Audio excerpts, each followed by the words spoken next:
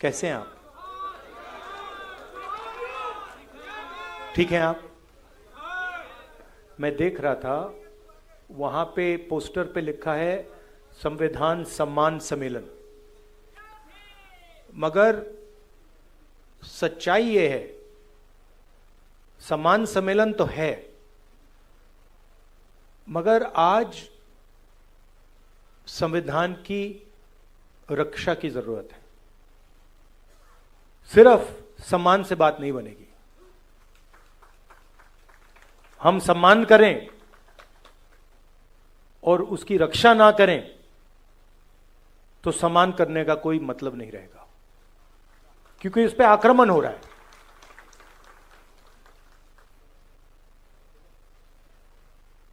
जबरदस्त आक्रमण हो रहा है, चारों तरफ से आक्रमण हो रहा है। सिर्फ एक व्यक्ति, मोदी जी, अमित शाह जी, सिर्फ एक दो व्यक्ति आक्रमण नहीं कर रहे हैं। अलग अलग फोर्सेस, अलग अलग शक्तियां इस पर आक्रमण कर रही हैं। कोई आगे से, कोई पीछे से, कोई साइड से, कोई ऊपर से, और इनका लक्ष्य है कि संविधान किसी ना किसी तरीके से या खत्म हो जाए या फिर खोखला बना दिया जाए।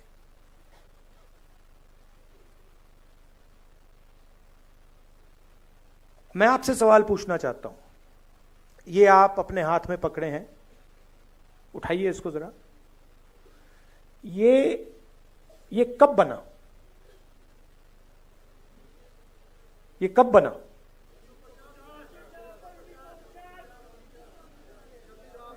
« 1950? हाँ,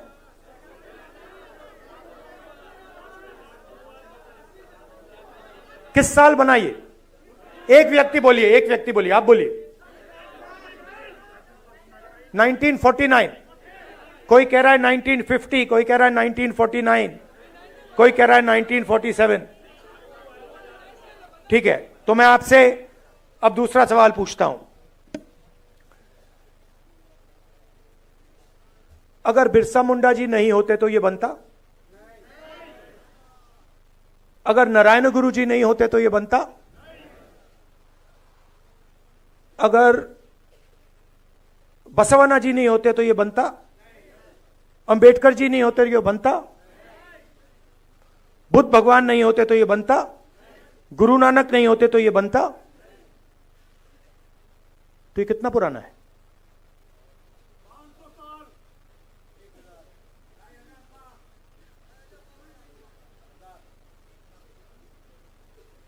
आपने कहा कि ये 50 साल पुराना है, 70 साल पुराना है, मगर ये 50 साल पुराना नहीं है, ये 70 साल पुराना नहीं है।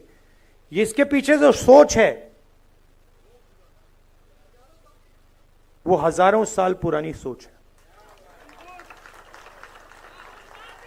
और सबसे पहले ये गुरु नानक जी, बिरसा मुंडा जी, अंबेडकर जी, गांधी जी, बसवन्ना, नारायण गुरु, बुद्ध भगवान, उनकी सोच ने बनाया है। और ये जो लड़ाई चल रही है ये 50-70 साल पुरानी लड़ाई नहीं है, ये हजारों साल पुरानी लड़ाई है। तो अगर ये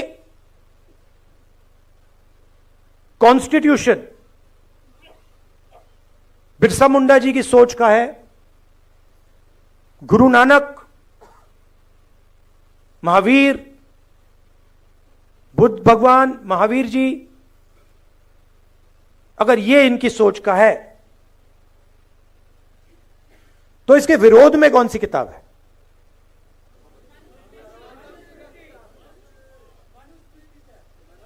मनुस्मृति।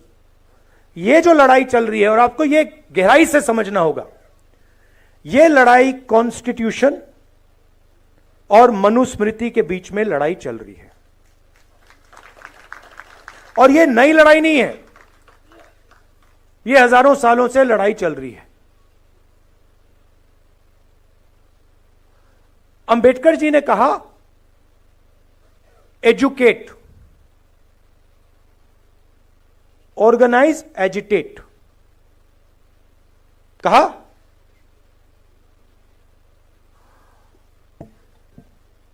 तो जब वो कह रहे हैं एजुकेट, एजुकेट का मतलब क्या? हां, किस चीज के बारे में? सिर्फ अपने संविधान को जानो, अपने हक को जानो, और मान लीजिए अगर एक युवा आज फिजिक्स बहुत अच्छी तरह समझ जाए, क्या अंबेडकर जी उसे एजुकेटेड कहते? क्यों नहीं? हां, अंबेडकर जी का मतलब यह था, एजुकेट का मतलब यह है कि आप कौन हो, आप कहां खड़े हो, आपके चारों ओर क्या हो रहा है, कौन कर रहा है, किस प्रकार से कर रहा है। एजुकेट का यह मतलब है। एजुकेट का मतलब यह नहीं कि आप कॉलेज में चले गए, आपने फिजिक्स की डिग्री ले ली, आपको अपना इतिहास नहीं मालूम, आपको अपनी हिस्ट्री नहीं मालूम, आपको अपनी समाज में जगह नहीं मालूम, तब आप एजुकेटेड नहीं हो। अब आज क्या हो रहा है मैं आपको बताता हूं। जब बीजेपी के लोग आदिवासी को वनवासी कहते हैं, तो वो क्या करने की कोशिश कर रहे हैं? आपका जो इतिहास है, आपका जीने का तरीका है, आपकी फिलॉसफी है, आपकी साइंस है, मेडिकल साइंस है, जिसको आप हजारों साल से चला रहे हो, उसको वो खत्म करने की कोशिश कर रहे हैं। वो आपसे कह रहे हैं कि देखिए, आदिवासी का मतलब क्या? आदिवासी का मतलब जो सबसे पहले मालिक थे। वनवासी का क्या मतलब है? जो जंगल में रहते हैं। देखिए फर्क, देखिए, मान लीजिए यहां पे आप लोग बैठे हो और ऑडिटोरियम में आप सबसे पहले आए, ऑडिटोरियम आपने बनाया, ऑडिटोरियम की जमीन आपकी, और मैंने आपसे कहा भैया आप वनवासी हो। इसका क्या मतलब है? जंगल में जाओ, ऑडिटोरियम तुम्हारा नहीं है, इसका यह मतलब है। तो जब ये शब्द का प्रयोग करते हैं आदिवासी वनवासी, ये सिर्फ एक शब्द नहीं है, ये आपकी पूरी हिस्ट्री है। मैं हिंदुस्तान के एजुकेशन सिस्टम में पढ़ा हूं, स्कूलिंग मेरी पूरी हिंदुस्तान में हुई।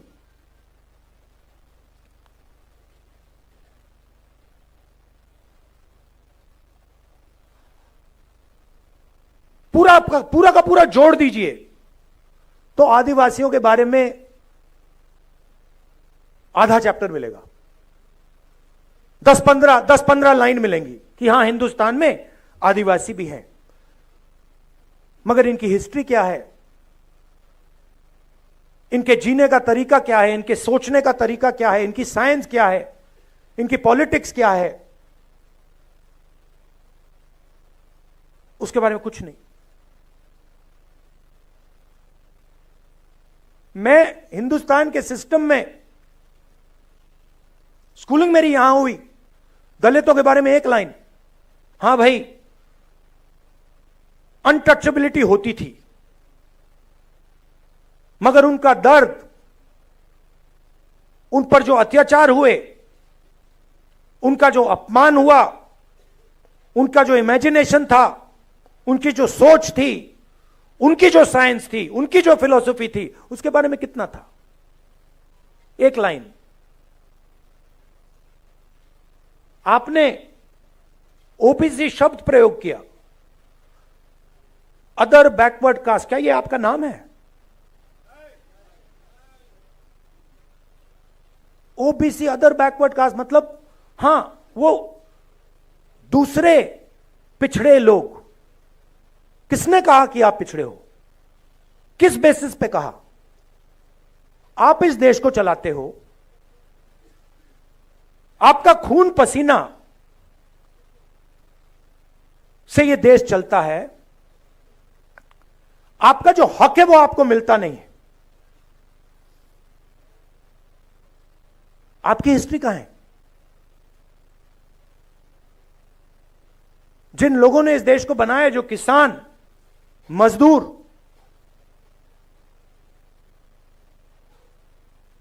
बढ़ई, नाई, मोची, इनकी हिस्ट्री कहां है? कहां लिखा है? फाड़ दिया गया। जैसे कि हिंदुस्तान के 90% लोग हैं ही नहीं।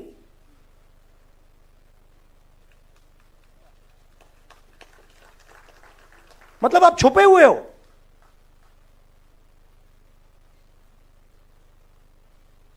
हिंदुस्तान के कॉर्पोरेट्स में देखिए आप, 250 कॉर्पोरेट्स की मैंने लिस्ट निकाली। कहां मैं देखता हूं भाई 90% आबादी में से यहां कितने हैं? 250 सबसे बड़ी कॉर्पोरेट्स में, मालिकों में, सीईओज में, सीनियर मैनेजमेंट में आपको एक ओबीसी नहीं मिलेगा, एक दलित नहीं मिलेगा, एक आदिवासी नहीं मिलेगा। करेक्ट? मैं यहां झूठ बोलने थोड़ी आया हूं। हलवा बांट रहे हैं वही, हलवा खा रहे हैं वही। अब उसमें एक और बात है, उसमें बेचारे गरीब जनरल कास्ट के भी लोग हैं 5-7%, उनको भी हलवा नहीं मिल रहा। आप ब्यूरोक्रेसी में देखिए। बहुत अच्छा लगा आपने 90 में से 3 की बात की। 90 में से 3 ओबीसी, 3 दलित, 1 आदिवासी। दलित की आबादी 15%, आदिवासियों की आबादी 8%, ओबीसी की आबादी कोई जानता नहीं है, कोई नहीं जानता। हम कह सकते हैं कि तकरीबन 50%।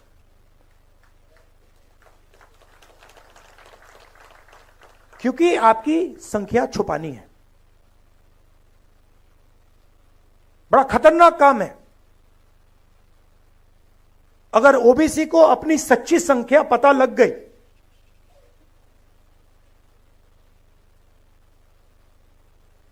नब्बे में से 3, 50% आबादी, 90 में से 3। और अगर हिंदुस्तान की सरकार में 100 रुपए खर्च होते हैं तो 50% को 100 में से 5, 100 रुपए में से 5 रुपए का निर्णय लेने का मौका मिलता है। 3 अफसरों को पीछे बैठा रखा है। आपको कोई ओबीसी, दलित, आदिवासी फाइनेंस मिनिस्ट्री में नहीं मिलेगा, डिफेंस मिनिस्ट्री में, बड़ी बड़ी मिनिस्ट्री में कहीं नहीं मिलेगा। पीछे बैठा हुआ है। 100 रुपए में से 5 रुपए का निर्णय ओबीसी अफसर लेते हैं, 100 रुपए में से 1 रुपए का निर्णय दलित अफसर लेते हैं,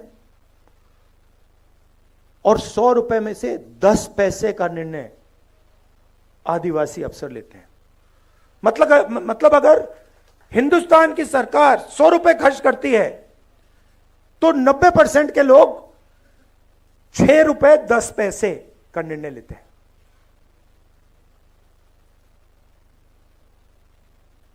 बॉलीवुड की बात करिए,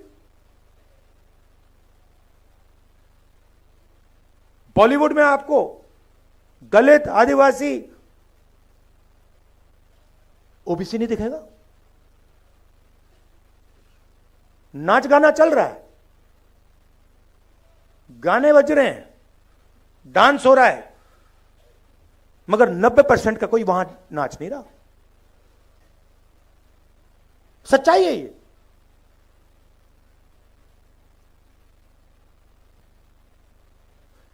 राष्ट्रपति आदिवासी वर्ग की हैं। पहली बार राष्ट्रपति जी को आदिवासी वर्ग से बनाया गया, मगर जब पार्लियामेंट का उद्घाटन होता है तो उन्हें कहा जाता है कि आप आदिवासी हैं, आप अंदर नहीं आ सकती हैं।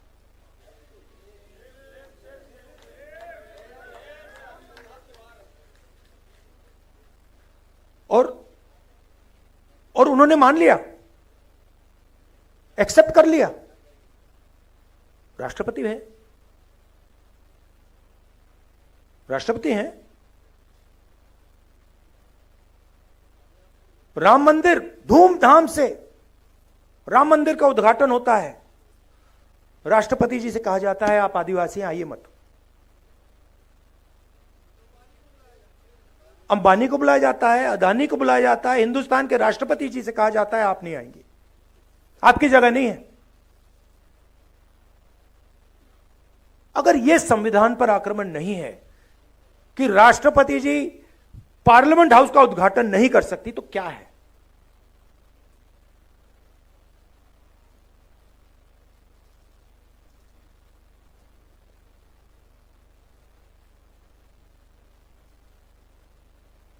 कहा गया था, संविधान में कहा गया है कि एक व्यक्ति को एक वोट का हक मिलेगा, ये इसमें लिखा है। और हिंदुस्तान का हर व्यक्ति एक जैसा है, कोई बड़ा नहीं है, कोई छोटा नहीं है, सबको वही हक मिलना चाहिए, कहा गया है। आप हिंदुस्तान की कोई भी संस्था देख लीजिए जो कॉन्स्टिट्यूशन को चलाती हैं, इस कॉन्स्टिट्यूशन की रक्षा कौन सी संस्था करती है बताइए? मीडिया करती है इसका? मीडिया को करना चाहिए, करती है? नहीं। इलेक्शन कमीशन इसकी रक्षा करता है? नहीं करता है।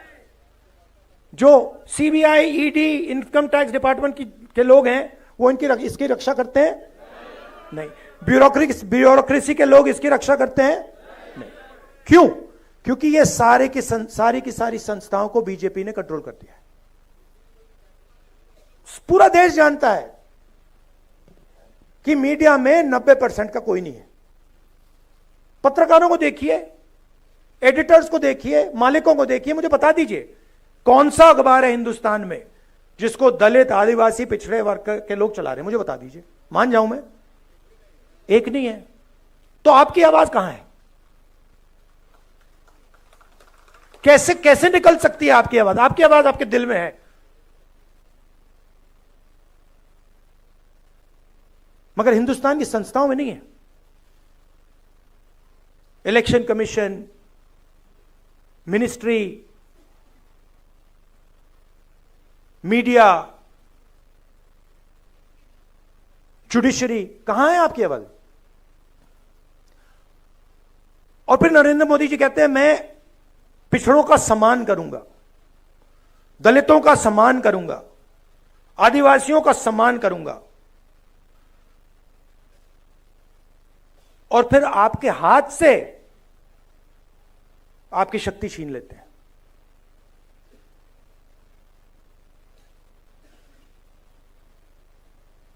सम्मान आपको देते हैं और पावर आपसे छीनते हैं। सम्मान आपको देते हैं और आपको हिंदुस्तान की संस्थाओं से बाहर निकाल देते हैं। सम्मान आपको देते हैं और फिर इसको खोखला करने की कोशिश करते हैं। मुझे बहुत अच्छा लगा इस चुनाव में हमने सिर्फ एक काम किया, हमने ये दिखाना शुरू कर दिया। बहुत गहरी बात है ये। हमने सिर्फ ये दिखा के कहा कि भैया हम इसकी रक्षा करेंगे, आप इसको छुओ फिर देखो क्या होता है। और हिंदुस्तान के प्रधानमंत्री ने चुनाव के बाद ये किया। देश ने बता दिया कि आप जो कर रहे हो, जो आक्रमण आप बिरसा मुंडा जी की सोच पर कर रहे हो, गुरु नानक जी की सोच पर कर रहे हो, नारायण गुरु जी की सोच पर कर रहे हो, बसवना की सोच पर कर रहे हो, बुद्ध भगवान, फूले जी, इन सब की सोच पर जो आक्रमण कर रहे हो वो हम आपको करने नहीं देंगे। मगर उनके पास सब कुछ है, सच्चाई है,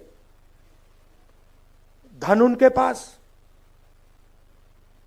संस्थाएं उनके पास, मीडिया उनके पास, CBI, ED, income tax department. अब आप कहोगे भाई अगर सब कुछ उनके पास तो हमारे पास क्या है? हमारे पास सच्चाई है और हमें कुछ और नहीं चाहिए। आप ले लो, आप संस्थाएं ले लो, सब कुछ ले लो, धन ले लो, संस्थाएं ले लो, जब तक हमारे पास सच होगा सारा का सारा न्याय हमें मिलेगा। और यही इस चुनाव ने दिखाया है। हमारे पास मीडिया नहीं। मैं आपको बताऊं, कांग्रेस पार्टी के बैंक अकाउंट बंद कर दिए। बिना पैसे के कांग्रेस पार्टी ने चुनाव लड़ी है। आप सोचिए, हिंदुस्तान को लोकतांत्रिक देश कहा जाता है, सबसे बड़ी ऑपोजिशन पार्टी के बैंक अकाउंट बंद कर दिए, तब भी हम लड़े, सच्चाई के साथ लड़े, संविधान के साथ लड़े।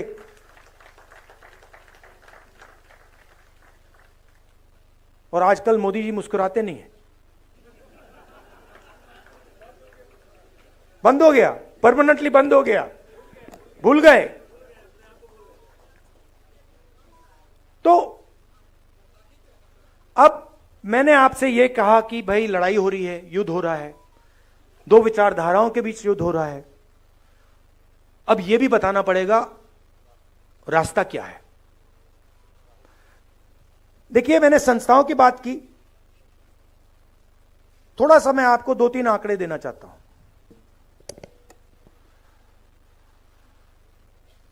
जीएसटी इस देश में कौन देता है? कौन देता है? 90% देता है। दलित, आदिवासी, पिछड़े वर्ग के लोग, गरीब, जनरल कास्ट के लोग देते हैं। यह आपने शर्ट कितने की खरीदी? ये आपने, हां आपने, ये कितने की खरीदी? 1,500 रुपए की। इस पे आपने जीएसटी कितनी दी? 18%। अगर यही अच्छा, अगर यही शर्ट अदानी या अंबानी खरीदें तो जितना टैक्स आपने दिया उतना टैक्स वो देते हैं। जीएसटी गरीब जनता से लिया जाता है, पिछड़ों से लिया जाता है, दलितों से लिया जाता है, आदिवासियों से लिया जाता है। अगर 100 रुपए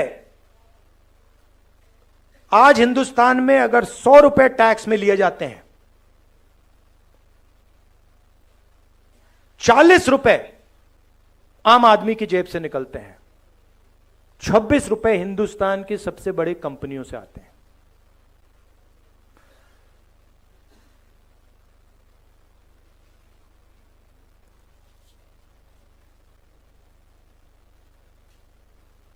सबसे गरीब लोग, 50% सबसे गरीब लोग 60% से ज्यादा जीएसटी देते हैं। सबसे अमीर 10% लोग जीएसटी का 3% देते हैं। सबसे अमीर लोग 3% और सबसे गरीब लोग 2/3। सबसे अमीर 1% के पास हिंदुस्तान का 40% धन है। ये जो आपको दिखते हैं 25-30 अरबपति, इनके पास हिंदुस्तान का 40% धन है। और जो सबसे गरीब 50% लोग हैं, इनके पास 3% हिंदुस्तान का धन है। सबसे गरीब 50% के पास 3% धन और 1% के पास 40% धन। और अगर आप सबसे गरीब 50% को की आमदनी जोड़ दें तो उनकी पूरी आमदनी आप मिलाएंगे तो 13% बनती है। तो ये सिर्फ कॉन्स्टिट्यूशन पर आक्रमण नहीं हो रहा है, ये आपसे चोरी हो रही है। अब रास्ता क्या है? सबसे पहले हमने कहा है कि ये जो 50% का लिमिट लगा रखा है आरक्षण में, इसको हम, इस दीवार को हम तोड़ देंगे, हटा देंगे। और दूसरी बात, हम सच्चाई समझना चाहते हैं। हम समझना चाहते हैं कि इस देश में धन किसके हाथ में है, जमीन किसके हाथ में है, संस्थाएं किसके हाथ में है, कॉलेज यूनिवर्सिटी किसके हाथ में है। सिर्फ हम पता लगाना चाहते हैं। हम यह भी नहीं कह रहे हैं कि उसके बाद होगा क्या। जैसे किसी को चोट लगती है, आपको कभी चोट लगी है? हाथ टूटा, आप गए, आपने कहा, डॉक्टर से कहा कि भैया एक्सरे करा दीजिए। डॉक्टर ने कहा कि हां भैया एक्सरे कराते हैं। फिर पता लगता है भैया हाथ कैसे टूटा है। अब पूरा देश जानता है कि दलितों को, आदिवासियों को, पिछड़ों को, गरीब जनरल कास्ट के लोगों को, माइनॉरिटीज को दर्द हो रहा है। सबको मालूम है। बेरोजगारी फैल रही है, महंगाई बढ़ती जा रही है, जॉब नहीं मिलता, सरकारी नौकरी नहीं मिलती, प्राइवेट सेक्टर बढ़ता जा रहा है, पब्लिक सेक्टर खत्म होता जा रहा है, चोट लग रही है। अब हम सिर्फ ये कह रहे हैं भैया चोट लग रही है, एक्सरे करा दो, पता लगाओ चोट क्यों लग रही है, कारण क्या है।